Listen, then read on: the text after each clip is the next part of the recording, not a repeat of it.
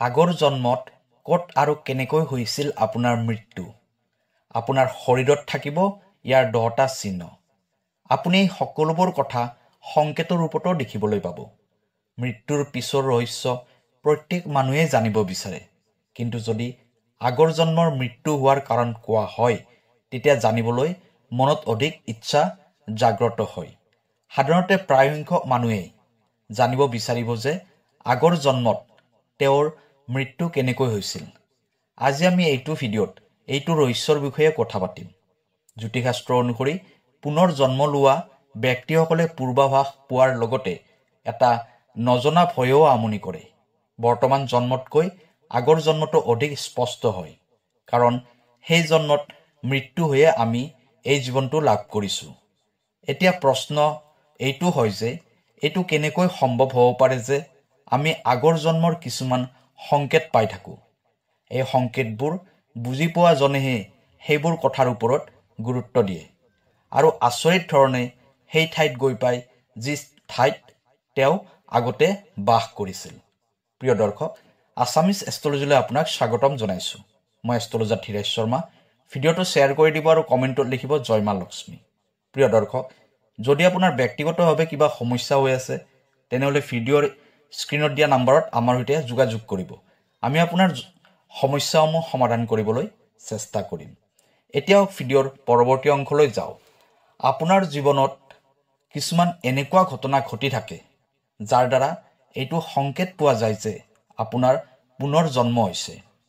এই জীৱনটোৰ আগতেও আপোনাৰ অন্য এটা জীৱন আছিল। আগৰ জন্মৰ কিছুমান ছবি আপোনাৰ মনলৈ অস্পষ্টভাৱে আহে। আপুনি কেৱল অলপ গুৰুত্ব দি চিন্তা কৰিব লাগিব। যদি আপুনি আগৰ জন্মত বেয়া ঘটনাৰ মাজেৰে পাৰ কৰিছে, তেনেহ'লে এই জন্মত আপোনাৰ স্বভাৱ আগৰ জন্মৰ ঘটনাটোৰ সৈতে জড়িত হৈ থাকিব। যদি আপোনাৰ আগৰ জন্মত আপোনাৰ মৃত্যু স্বাভাৱিকভাৱে হোৱা নাছিল, তেনেহ'লে নিশ্চিতভাৱে আপুনি এটা ভয়ৰ মাজত জীয়াই থাকিব। অৰ্থাৎ আপোনাৰ মনত সদায় এটা ভয় ভাৱ লাগি থাকিব। সাধাৰণতে ভয় লগাটো এটা সাধাৰণ আৰু স্বাভাৱিক কথা হয়। কিন্তু আপুনি যদি বিনা কাৰণতে কিছুমান ৰং, সংখ্যা, বস্ত্ৰ, স্থানক লৈও যদি ভয় কৰে, যিটো এজন সাধাৰণ মানুহে ভয় কৰিব নালাগে, কিন্তু আপোনাৰ সেইবোৰতে ভয় লাগি যায়। যদি আপোনাৰ এন্ধাৰ, ওখ ঠাই তথা পানীত ভয় লাগে, তেতিয়া আপুনি বুজি লওক যে আগৰ জন্মত আপোনাৰ মৃত্যু এইটো কাৰণতে হৈছিল। যদি কিবা এটা কাপোৰ নাইবা টুপি একেবাৰে পচন্দ নহয়, তেনেহ'লে এইটো আগৰ জন্মৰে সংকেত হয়।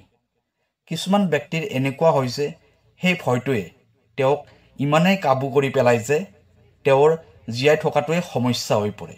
সাধাৰণতে মনোবৈজ্ঞানিকসকলে এইটো ফবিয়া বুলি ক'ব পাৰে, কিন্তু এইটো আপোনাৰ অৱচেতন মনত কেনেকৈ সোমাই গ'ল এইটো ভাবিব লগা কথা। আপোনাৰ লগত নিশ্চয় এনেকুৱা কিবা ঘটিছে, সেইবাবে আপুনি সেই ঘটনাটোক লৈ ভয় কৰি আছে। কোনোবা এখন নতুন চহৰ, গাঁও নাইবা যিকোনো এঠাইত আপুনি নতুনকৈ গৈছে, কিন্তু আপোনাৰ মনত এনেকুৱা ভাৱ হৈছে যেন এই ঠাইলৈ আপুনি আগতেও আহিছে, নাইবা এই ঠাইটুকুৰাত এনেকুৱা কিবা এটা আছে যিয়ে মোক আকৰ্ষণ কৰি আছে। হ'ব পাৰে আপুনি এই জন্মত এই ঠাইলৈ প্ৰথমবাৰ গৈছে, কিন্তু সেই ঠাইখিনি আপোনাৰ চিনাকি যেন লাগি থাকিব। কেতিয়াবা কেতিয়াবা সপোনতো এনেকুৱা ঠাই কিছুমান দেখা পোৱা যায়, কিন্তু আমি সেই সপোনৰ কথাবোৰত বেছি গুৰুত্ব নিদিওঁ। কিছুসংখ্যক মানুহৰ কোনোবা অচিনাকি মানুহ এজনক দেখি এনেকুৱা লাগে যেন আগতে মই এওঁক ক'ৰবাত দেখিছোঁ। ক'ত দেখিছোঁ সেইটো মনত পৰা নাই, কিন্তু আপুনি সেই ব্যক্তিজনক প্ৰথমবাৰৰ বাবে লগ পাইছে। এনেকুৱাও হ'ব পাৰে আগৰ জন্মৰ কোনোবা চেহেৰাৰ মিল থকা ব্যক্তিক দেখিছে। অলপ মগজুটোক জোৰ দিয়াৰ প্ৰয়োজন আছে আৰু আপুনি সেই ব্যক্তিজনৰ চেহেৰাটো ভালদৰে চাই তেওঁক লগ কৰি তেওঁৰ সৈতে কথা পাতি সুখী হ'ব পাৰে। হ'ব পাৰে এনেকুৱা চেহেৰাৰ ব্যক্তি আছিল আগৰ জন্মত দেখিছে। হয়তো তেওঁ আপোনাৰ বহুত ওচৰৰ ব্যক্তি আছিল। আপুনি প্ৰথমবাৰ সেই মানুহজনক লগ পাইছে, কিন্তু লগ পাই বহুত সুখী অনুভৱ কৰিছে। হঠাতে আপোনাৰ সেই মানুহজনক ভাল লাগিবলৈ ধৰে। এইটোও হ'ব পাৰে যে এনেকুৱা এজন মানুহ আপুনি দেখা পাই মানুহজনৰ প্ৰতি আপোনাৰ মনত ঘৃণা উৎপন্ন হৈ গ'ল। এনেকুৱা হ'ব পাৰে সেই ব্যক্তিজনৰ সৈতে আগৰ জন্মৰ আপোনাৰ কিবা সম্বন্ধ আছে। বৰ্তমান সময়ত সেই মানুহৰ সৈতে একো সম্পৰ্ক আপোনাৰ নাথাকিব পাৰে, কিন্তু সেই মানুহবোৰৰ পৰা এটা পজিটিভ নাইবা নিগেটিভ আভাস আপুনি পাই থাকিব। কিছুমান এনে সপোন আছে যিবোৰ আপোনাৰ আগৰ জন্মৰ সৈতে জড়িত হৈ আছে। হ'ব পাৰে আপুনি কাৰোবাৰ লগত ক'ৰবাত ঘূৰি আছে, অথবা কোনোবা এটা ঘৰ আপুনি বাৰে বাৰে দেখি থাকে। বেছিভাগ ক্ষেত্ৰতে আপুনি সেই ঘৰখনৰ চোতাল নাইবা ছাদৰ ওপৰত নিজকে দেখা পায়। কেতিয়াবা কেতিয়াবা এনেকুৱা সপোনবোৰ ভয় লগাও হ'ব পাৰে। আপুনি সপোনত দেখিব পাৰে সেই ঘৰখন য'ত আপুনি কৈশোৰ অৱস্থাটো পাৰ কৰিছিল। এইদৰে আপুনি আগৰ জন্মবোৰত এনেকৈ বহুত কেইখন ঘৰত নিজৰ কৈশোৰ অৱস্থাটো পাৰ কৰিছিল। ঘৰবোৰৰ স্মৃতি সদায় আপোনাৰ মনত থাকি যাব। সেই স্মৃতিবোৰ সময়ে সময়ে জাগ্ৰত হৈ থাকিব। ই আপোনাৰ আগৰ জন্মৰ সৈতে জড়িত হোৱাৰ এটা আভাস। আপুনি যদি গুৰুত্ব সহকাৰে চাই, তেনেহ'লে সপোনত আপুনি আপোনাৰ আগৰ জন্মৰ ঘৰটো নিশ্চিত ৰূপত দেখিবলৈ পাব। হ'ব পাৰে কোনোবা এখন ছাইনবোৰ্ডত সেই চহৰ নাইবা গাঁওখনৰ নাম দেখিবলৈ পাব পাৰে, য'ত আপুনি আগৰ জন্মত বাস কৰিছিল। কেতিয়াবা কেতিয়াবা এনেকুৱা সপোনবোৰ স্পষ্ট ৰূপত আহে, কিন্তু অধিকসংখ্যক মানুহে এইবোৰৰ ওপৰত ধ্যান নিদিয়ে আৰু ৰাতিপুৱা উঠিয়ে সপোনবোৰ পাহৰি যায়, অথবা সেই সপোনৰ কথাখিনি ভালদৰে মনত পেলাব নোৱাৰে। সাধাৰণতে আগৰ জন্মৰ স্মৃতিবোৰে আপোনাক অনুসৰণ কৰি থাকে। কেতিয়াবা কেতিয়াবা এনেকুৱা লাগে যেন বৰ্তমান আপুনি যিবোৰ ঘটনাৰ সন্মুখীন হৈ আছে, সেই ঘটনাবোৰ আগতেও এইদৰে ঘটি গৈছে। জীৱন এটা চক্ৰ হয়। কেতিয়াবা কেতিয়াবা আমাৰ লগত একেধৰণৰ ঘটনাই বাৰে বাৰে ঘটি থাকে। নিশ্চিত ৰূপত ইয়াতে সময় আৰু স্থানৰ বাহিৰে আগৰ জন্মৰো যোগদান থাকিব পাৰে।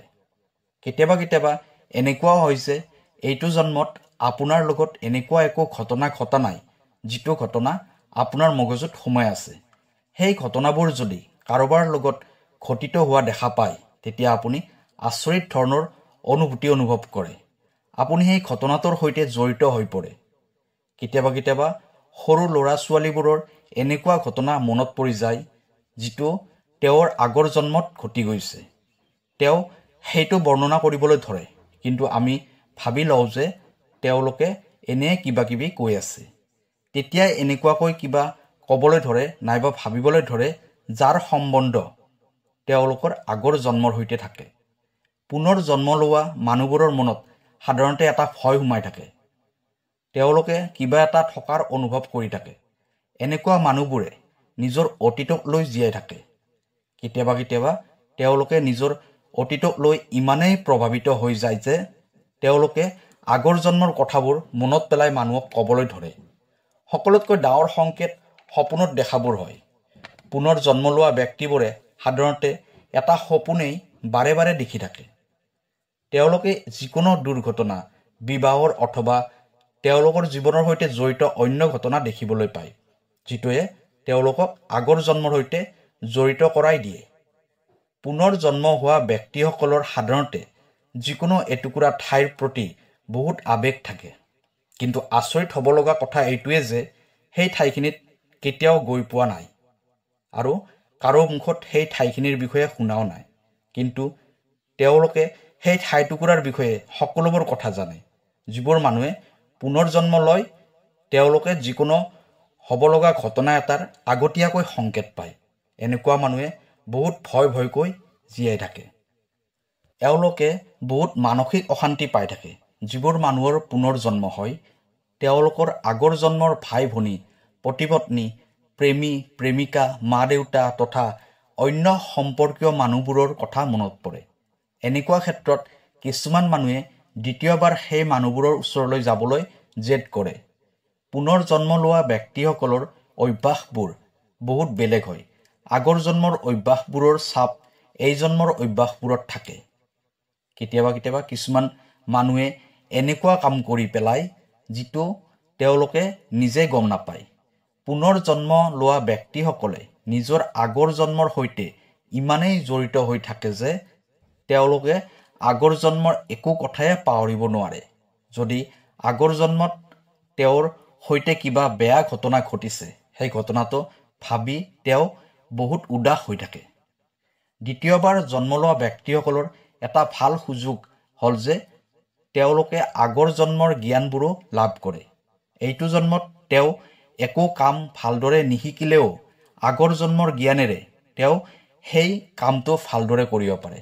যিবোৰ মানুহে দ্বিতীয়বাৰ জন্ম লয় তেওঁলোকৰ ইন্দ্ৰিয় বহুত সক্ৰিয় হৈ থাকে। জ্যোতিষশাস্ত্ৰ অনুসৰি এনেকুৱা ব্যক্তিবোৰে অতীত আৰু ভৱিষ্যতক লৈ জীয়াই থাকে। সেইবাবে এওঁলোকৰ প্ৰত্যক্ষ সম্বন্ধ ভগৱানৰ সৈতে থাকে। এনেকুৱা মানুহবোৰে ভৱিষ্যতে হ'ব লগা যিকোনো ঘটনাৰ আগতীয়াকৈ সংকেত লাভ কৰে। প্ৰিয় দৰ্শক, ভিডিঅ'টো কেনেকুৱা লাগিলে জনাব। কাইলৈ আকৌ লগ পাম। ধন্যবাদ।